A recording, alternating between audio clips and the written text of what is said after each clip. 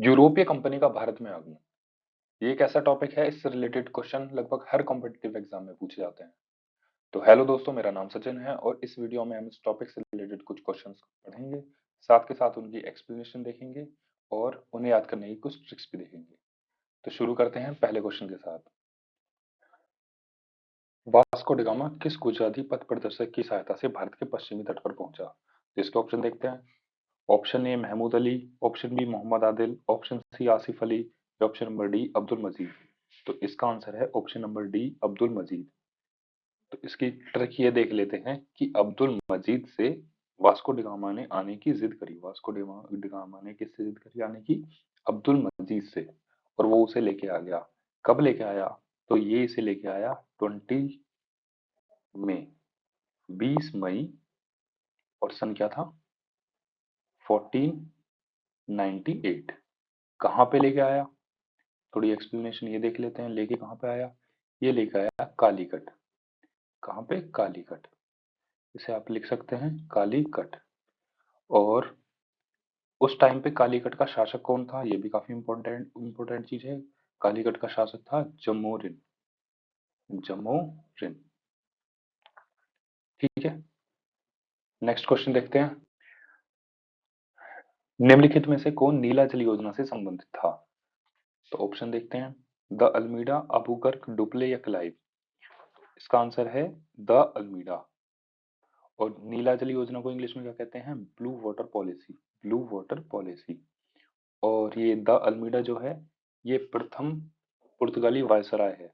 ये कौन सा है? प्रथम है पुर्तगाली वायसराय। और द अल्मीडा के बारे में एक चीज और ध्यान रखेंगे। इसने क्या शुरुआत किया? इसने मिश्रित विवाह नीति की भी शुरुआत की। मिश्रित विवाह नीति भी। मिश्रित विवाह नीति में क्या होता है? इसने बताया, इसने पुर्तगाली पुरुषों को भारतीय महिलाओं से शादी करने के लिए प्रेरित किया। ठीक है, नेक्स्ट क्वेश्चन देखते हैं। निम्न में कौन सुमेलित नहीं है? तो इसके ऑप्शन देखते हैं। Vasco da Gama Portugal, Columbus Spain, Captain Cook Britain या तस्मान हॉलैंड। तो ये जो यात्री हैं, ये कहाँ के निवासी हैं? ये इस वाली स्लाइड में है, कहाँ के निवासी, किस देश के निवासी हैं? तो वास्को डी गामा पुर्तगाल का निवासी है, ये सही है। कोलंबस स्पेन का निवासी है, ये भी सही है। कैप्टन कुक ब्रिटेन का निवासी है, ये भी सही है। और तस्मान हॉलैंड का, इसमें सारे सही हैं।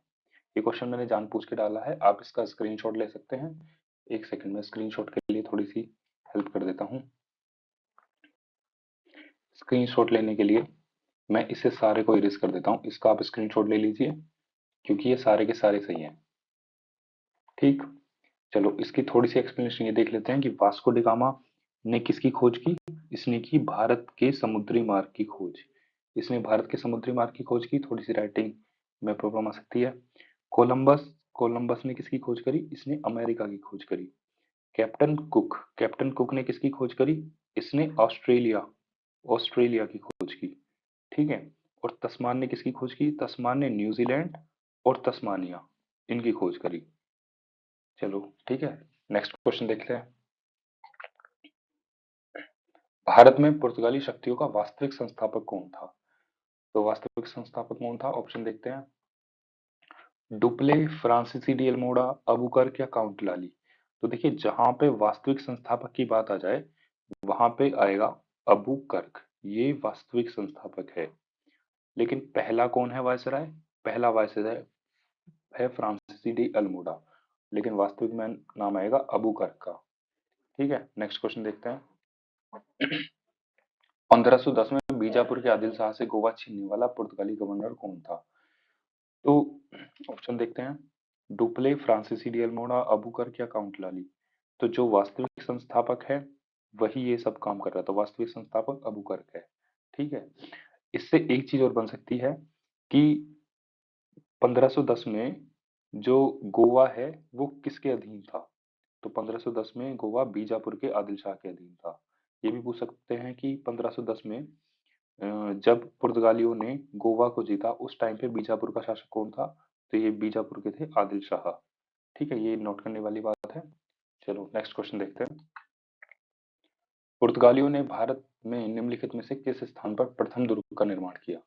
तो प्रथम दुर्ग का निर्माण कहाँ किया? ऑप्शन देखते हैं। द्वीप में, कनानौर में, कोच्चि में या गोवा में। तो इसका आंसर है कोच्चि में। पुर्तगालियों ने कहाँ पे किया? कोच्चि में। याद रखने वाली चीज ये है कि पुर्तगाली आए कहाँ पे थे? आए तो थे कालीकट पे, लेकिन दुर्ग का निर्माण कहाँ पे कर रहे हैं ये? कोच्चि में। ठीक है, इस चीज का भी ध्यान रखना है। चलो नेक्स्ट क्वेश्चन देखते हैं। किन यूरोपियों ने भारत में सर्वप्रथम व्यापारिक केंद्र स्थापित किए? तो ऑप्शन देखते हैं, अंग्रेज, फ्रांसीसी, पुर्तगाली या डच। तो इसका आंसर क्या आएगा? इसका आंसर आएगा पुर्तगाली, यानी कि ये ऑप्शन नंबर 3 पुर्तगाली, क्योंकि सर्वप्रथम पुर्तगाली आ रहे हैं, तो इन्होंने अपने व्यापारिक केंद्र स्थापित किए हैं। ठीक है, नेक्स्ट क्वेश्चन देखते हैं। पांडिचेरी को सर्वप्रथम अपना उपनिवेश किस यूरोपीय कंपनी ने बनाया? तो देखिए, पांडिचेरी को किसने बनाया? तो ऑप्शन देखते हैं, पुर्तगाली, डच, फ्रांसीसी या अंग्रेज। तो देखो, मैं इसे याद करने की ट्रिक आपको बता देता हूँ, मैंने कैसे याद किया। तो पांडिचेरी में पहले पे आ रहा है, तो सर्वप्रथम किसके अधीन था पांडिचेरी? पुर्तगाली के अधीन। उसके बाद क्या आ रहा है इसमें? डच आ रहा है, डच डच। तो उसके सेकंड नंबर पे किसके अधीन था पांडिचेरी? डचों के अधीन था। और उसके बाद किसके अधीन था? अंग्रेजों के। और फिर अंग्रेजों ने किसे दे दिया? अंग्रेजों ने दे दिया इसे फ्रांसीसियों को। पेरिस संधि के तहत 1814 में ये फ्रांसीसियों के पास चला गया। चलो इसे भी मैं याद कराऊंगा आपको नेक्स्ट क्वेश्चन में। ठीक है, तो उसके बाद तो पहले किस पे था? पुर्तगाली पे, फिर किस पे था? डच पे, फिर किस पे? अंग्रेज, और फिर फ्रांसीसी। ठीक है, नेक्स्ट क्वेश्चन देखते हैं। पुर्तगालियों ने समुद्री लूटपाट के लिए किसे अपना अड्डा बनाया था? तो ऑप्शन देखते हैं, कोच्चि को, कोलकाता को, हुगली को या पांडिचेरी को। तो इसका आंसर है ऑप्शन नंबर सी, हुगली को। किसे अड्डा बनाया? हुगली को। हुगली कहाँ है? पश्चिम बंगाल में है ये। ठीक है, नेक्स्ट क्वेश्चन देखते हैं। निम्नलिखित में से कौन कलकत्ता का संस्थापक था? तो इसके ऑप्शन देखते हैं। Option number A, Charles Eyre. Option number B, Job Charnock. Option number C, Gerald Aungier. या option number D, William Norris. तो इसका आंसर है option number B, Job Charnock. ठीक है, चार नाक, तो इसे आप देख लीजिए, चार नाक थी क्या इसके? ऐसा कुछ नहीं है, बस इसे थोड़ा याद करने की हम ट्रिक बना सकते हैं। तो कलकत्ता का संस्थापक कौन है? Job Charnock. ठीक है, तो नेक्स्ट क्वेश्चन देखते हैं। डचों ने किसे पराजित कर आधुनिक कोच्चि में विलियम फोर्ट का निर्माण कराया? तो इसके ऑप्शन देखते हैं। ए, अंग्रेजों को। बी, पुर्तगालियों को। सी, फ्रांसीसियों को। या डी, डेनिसों को। तो इसका आंसर है ऑप्शन नंबर बी, पुर्तगालियों को। इसके बारे में याद करने वाली चीज ये भी हो सकती है, पुर्तगालियों को याद करने वाली चीज ये भी हो सकती है कि विलियम फोर्ट का निर्माण किसने कराया? तो किसने कराया? डचों ने कराया। ठीक है, कहाँ पे कराया? आधुनिक कोच्चि में कराया। ठीक है, कई सारे क्वेश्चन बन गए, तो इसका भी ध्यान रखना। चलो नेक्स्ट क्वेश्चन देखते हैं। भारत में ईस्ट इंडिया कंपनी की सफलता का क्या राज था? तो सफलता का राज था, ऑप्शन देखते हैं। भारत में राष्ट्रीय भावना की कमी। नंबर 2 देखते हैं, कंपनी की सेना को पश्चिमी प्रशिक्षण मिला था तथा उनके साथ आधुनिक हथियार थे। ऑप्शन नंबर सी देखते हैं, भारतीय सैनिकों में राष्ट्रीय भावना का अभाव था जिसके फलस्वरूप कोई जो उन्हें अच्छा वेतन दे अपनी सेवाओं में लगा सकता था। या ऑप्शन नंबर डी, ये सभी। तो देखिए, राष्ट्रीय भावना की कमी थी, ये भी ठीक है। कंपनी की सेना में पश्चिमी प्रशिक्षण मिला था और उनके पास आधुनिक हथियार थे, ये भी ठीक है। और सैनिकों में राष्ट्रीय भावना की का अभाव था, ये भी सही है। तो इसका आएगा ऑप्शन नंबर डी, ये सभी। ठीक है, चलो नेक्स्ट क्वेश्चन देखते हैं। निम्नलिखित ब्रिटिश कंपनियों में से किसे भारत में व्यापार करने का पहला अधिकार पत्र प्राप्त हुआ? तो ऑप्शन देखते हैं। Option number A, Levant. Option B, East India Company. Option C, Ostend Company. Option number D, इनमें से कोई नहीं। तो इसका आंसर है option number A, Levant Company. इसे ईस्ट इंडिया कंपनी से पहले ही अधिकार पत्र प्राप्त हो चुका था। तो अधिकार पत्र किसने दिया उस टाइम पे? महारानी कौन थी? तो ये फैक्ट है, महारानी थी एलिजाबेथ प्रथम। तो उस टाइम पे ब्रिटेन की महारानी कौन थी? महारानी थी एलिजाबेथ प्रथम। तो फर्स्ट ये ध्यान रखना है। ठीक है, चलो नेक्स्ट क्वेश्चन देखते हैं। लंदन में ब्रिटिश ईस्ट इंडिया कंपनी के गठन के समय भारत का बादशाह निम्नलिखित में से कौन था? तो देखिए, दो क्वेश्चन बनते हैं। एक तो ईस्ट इंडिया कंपनी के गठन के समय भारत का बादशाह कौन था, और उसके बाद नेक्स्ट क्वेश्चन में आपको नेक्स्ट क्वेश्चन बताऊंगा। चलो इसका ऑप्शन देख लेते हैं। A, Akbar. B, Shahjahan. C, Jahangir. या ऑप्शन नंबर डी, औरंगजेब। तो उस टाइम पे कौन था भारत का बादशाह? बादशाह था Akbar. Option number A correct है। ठीक है, चलो नेक्स्ट क्वेश्चन देखते हैं। किस मुगल सम्राट के काल में, जो मैं बता रहा था, किस मुगल सम्राट के काल में ब्रिटिश ईस्ट इंडिया कंपनी ने भारत में सर्वप्रथम कारखाना स्थापित किया? तो सर्वप्रथम कारखाना किसके काल में किया? ऑप्शन देखते हैं। A Akbar, B Shahjahan, C Jahangir, option number D Aurangzeb. तो इसका आंसर है ऑप्शन नंबर सी जहांगीर। ठीक है, नेक्स्ट क्वेश्चन देखते हैं। ईस्ट इंडिया कंपनी की प्रथम फैक्ट्री स्थापित की गई, तो कहाँ पे की गई? ए पुणे, बी गोवा, सी पांडिचेरी, ऑप्शन नंबर डी सूरत। तो इसका आंसर है ऑप्शन नंबर डी सूरत। ठीक है, सूरत में करी गई। लेकिन सूरत में करी गई तो कब करी गई? तो सूरत में करी गई, इसे इसका एक मिनट में बता देता हूँ आपको। इसका ऑप्शन नंबर डी सूरत। और सूरत में चल के नहीं, हाँ चल गया। सूरत में कब करी गई? 1613 में। 1613 में सूरत में। एक चीज याद रखने की है कि 1613 से पहले 1611 में मसूलीपट्टनम में इन्होंने अपना अस्थायी कारखाना स्थापित, यानी कि अस्थायी फैक्ट्री स्थापित करी। तो अस्थायी पूछ ले तो मसूलीपट्टनम आएगा, और अगर प्रथम फैक्ट्री पूछ ले या फिर स्थायी फैक्ट्री पूछ ले तो सूरत आएगा। ठीक है, नेक्स्ट क्वेश्चन देखते हैं। निम्नलिखित में से किस अंग्रेजी अधिकारी ने पुर्तगालियों को स्वाली के स्थान पर हराया? तो ऑप्शन देखते हैं। Option A William Hawkins, option B Thomas Best, option C Thomas Roe, या option number D Josiah Child. तो इसका आंसर है option number B Thomas Best. ठीक है, तो किसे हराया इसमें इन्होंने? अंग्रेजी अधिकारियों ने किसे हराया? पुर्तगालियों को हराया। ठीक है, और थोड़ा सा चल नहीं रहा है, इसे देख लेते हैं एक मिनट। हम्म, तो इसका आंसर है थॉमस बेस्ट। इसे याद करने की ट्रिक ये है कि बेस्ट था, थॉमस बेस्ट था, इसलिए इसने बेस्ट था ना, तो इसलिए इसने पुर्तगालियों को हरा दिया, स्वाली के स्थान पर हराया। ठीक है, नेक्स्ट क्वेश्चन देखते हैं। ब्रिटिश ईस्ट इंडिया कंपनी ने बंबई किससे लिया था? तो ऑप्शन देखते हैं। डचों से, फ्रांसीसियों से, डेनिशों से, या पुर्तगालियों से। तो किससे लिया? बंबई किससे लिया? तो बंबई लिया पुर्तगालियों से। तो ऑप्शन नंबर डी हो जाएगा इसका, पुर्तगालियों से। अच्छा, लिया कैसे था? तो लिया था दहेज में लिया था। याद हो आ गया होगा आपको दहेज में कैसे लिया था। तो इंग्लैंड के सम्राट थे चार्ल्स द्वितीय। इनकी शादी किससे हुई थी? चार्ल्स द्वितीय। इनकी शादी किससे हुई थी? इनकी शादी हुई थी पुर्तगाली की राजकुमारी कैथरीन। तो कैथरीन पुर्तगाली की थी, इनकी शादी हुई, और इन्हें क्यों मिला? अंग्रेजों को, ब्रिटिशों को क्या मिला? दहेज में बंबई प्राप्त हुआ। ठीक है, नेक्स्ट क्वेश्चन देखते हैं। ईस्ट इंडिया कंपनी के किस अंग्रेज गवर्नर को औरंगजेब द्वारा भारत से निष्कासित किया गया? तो भारत से ऑप्शन देखते हैं। आगियर, option number B sir John Child, option number C sir John Gayer, या option number D sir Nicholas Waite. इसका आंसर है option number B sir John Child. ठीक है, तो इसे औरंगजेब द्वारा भारत से निष्कासित करने के लिए आदेश दिया गया। ठीक है, इसने कुछ बच्चों जैसी हरकत कर दी थी, तो इसका नाम इसलिए चाइल्ड है। याद करने की ट्रिक देख सकते हैं। तो बस यही है। इसका मैं आपको बताऊंगा जब मैं इसकी फुल वीडियो बनाऊंगा कि सर जॉन चाइल्ड ने क्या हरकत करी कि औरंगजेब ने उसे निष्कासित करने का आदेश दे दिया। फिर इसने माफी मांगी बहुत बार, तब जाके औरंगजेब ने इसे माफ किया। चलो, अब नेक्स्ट क्वेश्चन देखते हैं। निम्नलिखित में से प्रथम कर्नाटक युद्ध का कौन सा तात्कालिक कारण था? ऑप्शन देखते हैं।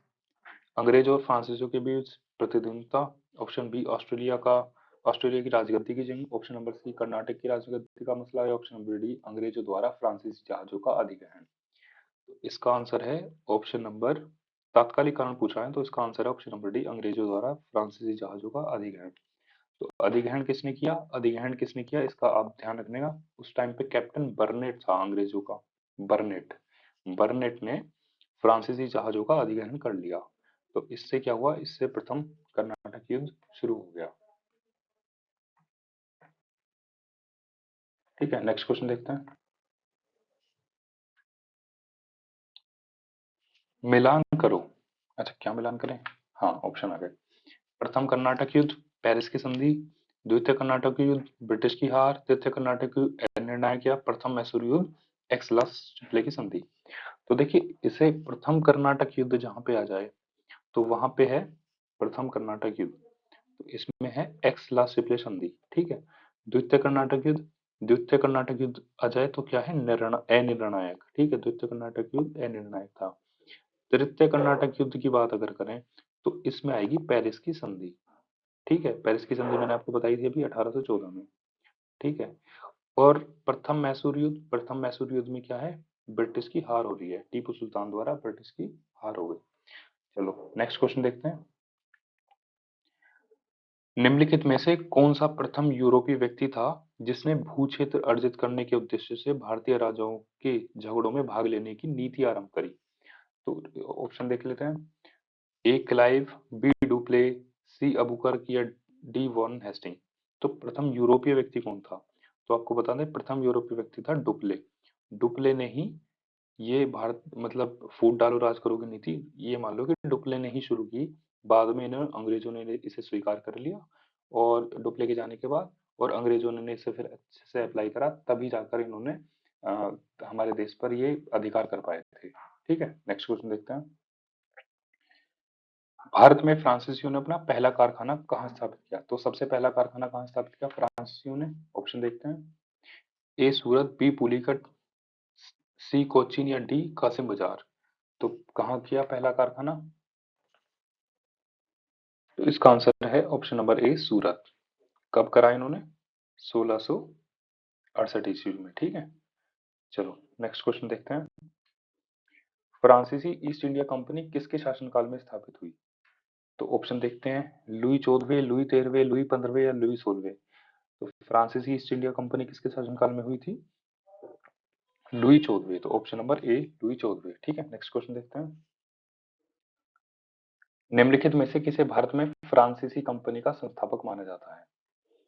तो ये फ्रांसीसी है, फ्रांसीसी हो गया, चलो कोई बात नहीं। ऑप्शन देखते हैं। Option number A Richelieu, option B Mazarin, option C Colbert या option number D Francois Martin. तो इसका आंसर है ऑप्शन नंबर सी कॉलबर्ट। ठीक है इसका आंसर है ऑप्शन नंबर सी कॉलबर्ट है। ठीक चलिए हाँ कॉलबर्ट। तो कॉलबर्ट इसे याद करने की आप ये ट्रिक लगा सकते हैं कि कॉलबर्ट ने कॉल करी, किसे कॉल करी कॉलबर्ट ने? कॉलबर्ट ने कॉल करी लुई 14 को। मैंने आपको बताया था फ्रांसीसी कौन था? लुई 14 था उस टाइम पे। ठीक है तो लुई 14 को कॉल करी कॉलबर्ट ने और इन्होंने फ्रेंच ईस्ट इंडिया कंपनी की स्थापना कर दी। ठीक है चलो नेक्स्ट देखते हैं। बंगाल में निम्न में से कौन सा कारखाना डचों ने स्थापित किया? तो ऑप्शन देखते हैं। Option number A Bandel, option B Chinsurah, option C Hooghly, option number D Serampore. तो इसका ऑप्शन नंबर बी चिंसूरा, ये भी चिंसूरा भी है और इसमें हुगली भी है। तो इसका आंसर ऑप्शन नंबर बी और सी दोनों आएगा। ऑप्शन नंबर बी और सी दोनों आएगा। ठीक है तो इसे आप याद रख सकते हैं बी एंड सी। बी। चलो नेक्स्ट क्वेश्चन देखते हैं। निम्न यूरोपीय शक्तियों का भारत में प्रवेश का क्रम। तो प्रवेश का क्रम भी कभी कभी पूछ लेता है तो इसलिए मैंने क्वेश्चन डाल दिया था। चलो ऑप्शन देखते हैं इसके। ये इतने तो आए भी नहीं थे। अच्छा ये दो दो बार हो गए हैं, चलो कोई बात नहीं। ऑप्शन देखते हैं। ए अंग्रेज, बी डच, सी फ्रांसीसी या डी पुर्तगाली। तो इन्हें काट देते हैं। तो इनका क्या क्रम क्रम है? तो पहले कौन आए थे? पहले आए थे पुर्तगाली। ठीक है और सेकंड नंबर पे कौन आए थे? सेकंड नंबर पे आए थे डच। डच पुर्तगाली। ठीक है थर्ड नंबर पे कौन आए हैं? थर्ड नंबर पे आए हैं अंग्रेज। अंग्रेज। और फोर्थ नंबर पे, चलो फोर्थ नंबर पे मैं आपको बता देता हूँ, इसमें ऑप्शन नहीं है। फोर्थ नंबर पे कौन आए हैं? डेन। ये कहाँ के हैं? डेनमार्क के। ठीक है डेनमार्क के डेन हो गए। उसके बाद फिफ्थ नंबर पे कौन आए हैं? फिफ्थ नंबर पे आए हैं फ्रांसीसी। सबसे लास्ट में फ्रांसीसी आए थे। ठीक है चलो नेक्स्ट क्वेश्चन देखते हैं। निम्न में कौन सी अंग्रेजों की भारत की देन है? तो अंग्रेजों की भारत को देन क्या है अंग्रेजी के अलावा? अंग्रेजी तो ऑप्शन में भी नहीं है। चलो देखते हैं। ऑप्शन नंबर ए मृदा के स्वरूप तथा उपज के गुणों के आधार पर भूमि राजस्व का मूल्यांकन। ऑप्शन नंबर बी युद्ध में चलती फिरती तोपों का उपयोग। ऑप्शन नंबर सी तंबाकू और लाल मिर्च की खेती। ऑप्शन नंबर डी इनमें से कोई नहीं। देखिए भूमि राजस्व का मूल्यांकन गुणों के आधार पर और मृदा के स्वरूप के आधार पर ये तो शेरशाह सूरी ने स्टार्ट कर दिया था। तो शेरशाह सूरी के टाइम पे था तो ये तो अंग्रेजों की देन नहीं हो सकती। शेरशाह सूरी और अकबर इन दोनों के टाइम पे ये सब थी। ठीक है और युद्ध में चलती फिरती तोपें आपको पता ही है कि मुगल लेके आए थे। मुगल। तंबाकू व लाल मिर्च की खेती की ये पुर्तगाली लेके आए थे। तो पुर्तगाली लेके आए थे तंबाकू व लाल मिर्च की खेती। तो अंग्रेजों की कौन सी देन है इनमें से? इनमें से कोई नहीं। ठीक है तो चलो नेक्स्ट क्वेश्चन देखते हैं। किसने ईस्ट इंडिया के बारे में यह टिप्पणी की कि कंपनी एक असंगत है, परंतु यह उस व्यवस्था का भाग है जहां सब कुछ असंगत है। तो इसके ऑप्शन देखते हैं। Option A Warren Hasting, option B Macaulay, option C Clive, option number D Henry Dundas. तो इसका आंसर है ऑप्शन नंबर बी मैकाले। ठीक है, तो आज के साथ ही क्लास खत्म होती है और मिलते हैं हम नेक्स्ट लेक्चर में। तब तक के लिए जय हिंद, बाय।